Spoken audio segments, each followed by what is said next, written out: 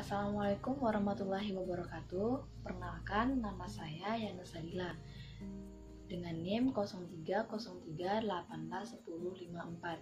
Saya berasal dari jurusan Bimbingan Konseling Islam Fakultas Ilmu Tarbiyah dan Keguruan dari UISU Sumatera Utara dengan dosen pengampu yaitu Ibu Ria Hayati. Nah, kali ini saya akan melaksanakan tugas perkuliahan saya mengenai tentang teknik laboratorium.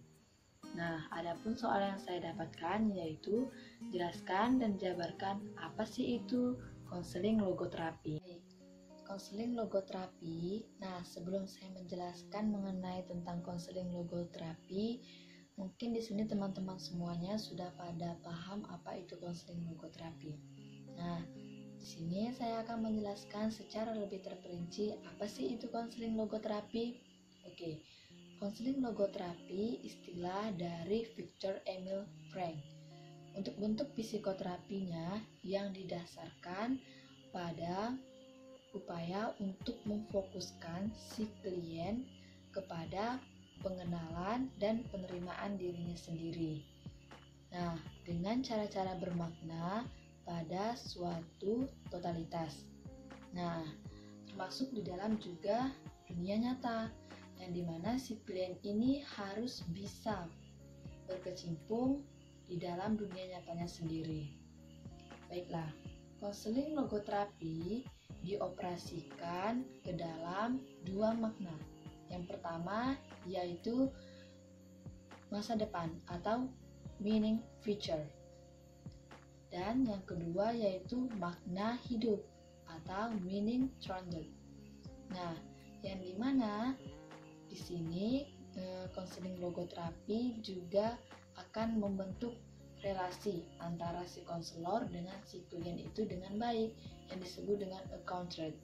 Nah, account trade adalah salah satu bentuk jati diri atau bentuk pribadi dari si konselor dan si klien ini agar mereka bisa saling menghargai, bisa saling bertukar pikiran, bisa saling menyuarakan satu sama lain, dan yang paling penting yaitu bisa menerima masukan-masukan yang nantinya akan diberikan oleh si konselor.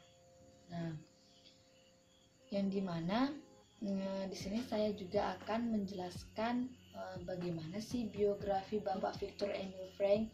Mungkin teman-teman online semuanya sudah pada searching di Google siapa sih Bapak Emil Viktor Frankl. Nah, di sini saya akan menjelaskan secara detail siapa sih beliau. Nah, Bapak Emil Viktor Frankl lahir pada tanggal 26 Maret 1905 dan beliau wafat pada tanggal 22 September 1907. Nah, beliau wafat tepatnya yaitu di umur 92 tahun. Nah, beliau juga merupakan seorang neurolog dan psikiater dari Australia. Wow, siapa yang nyangka kan? Nah, konseling logoterapi dan analisis eksistensial beliaulah yang menerbitkannya pertama kali. Oke, teman-teman. Nah, di sini saya juga akan menjelaskan mengenai tentang masalah apa sih yang dihadapi dari konseling logoterapi ini sendiri. Oke, mungkin teman-teman sudah pada tahu masalah apa, dan yang belum tahu tetap pantauin penjelasan saya. Nah, masalah yang paling sering dihadapi pada konseling logoterapi adalah yang pertama, masalah mengenai tentang kejenuhan. Yang kedua, tidak adanya tujuan ataupun makna hidup dari si klien kita. Yang ketiga, tidak adanya kepercayaan diri dan kebingungan di dalam kehidupan diri si klien kita. Itulah masalah yang paling sering dihadapi di dalam konseling logoterapi. Oke, selanjutnya mengenai tahap pengaplikasian logoterapi di dalam BK. Oke, ada beberapa tahap. Tahap yang pertama yaitu tahap perkenalan dan pembinaan. Nah, di tahap ini Seorang konselor harus bisa meyakinkan si konselingnya agar dia mampu dan bisa menceritakan secara leluasa permasalahan apa sih yang ada dalam dirinya, terus beban pikiran apa sih yang ada di dalam benaknya. Nah, disitulah konselor harus bisa secara detail mungkin membuat si konseli tersebut nyaman. Tahap yang kedua yaitu tahap pengungkapan.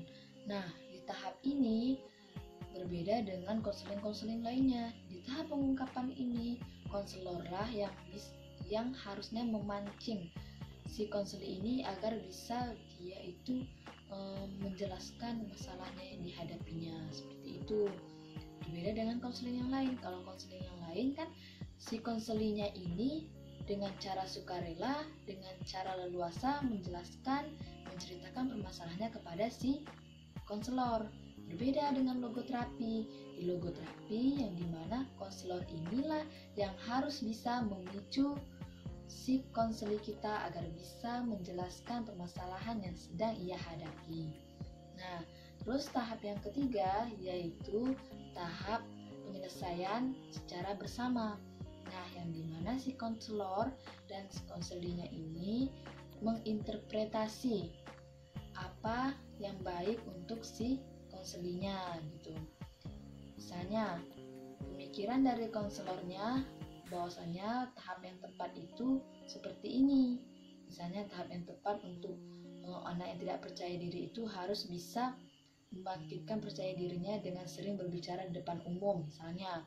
Terus si konselinya juga punya pendapat pemikiran bahwasanya dengan cara sering menjadi MC ataupun sering bertukar pikiran di dalam sebuah organisasi bisa meningkatkan kepercayaan dirinya, bisa saja. Nah, disitulah di tahap inilah si konselor dengan konselinya itu saling memberikan pendapat ataupun argumen sikap apa yang cocok baik untuk si konselinya ini. Oke. Terus tahap selanjutnya, tahap yang terakhir yaitu tahap keempat. Nah, di tahap keempat ini yang dimana disebut dengan tahap evaluasi dan kesimpulan. Nah, disinilah si konseli itu bisa mengevaluasi kegiatan apa yang harusnya dilakukan agar dia memiliki kepercayaan diri yang tinggi, agar dia memiliki makna dan tujuan hidup yang sesuai dengan keinginannya.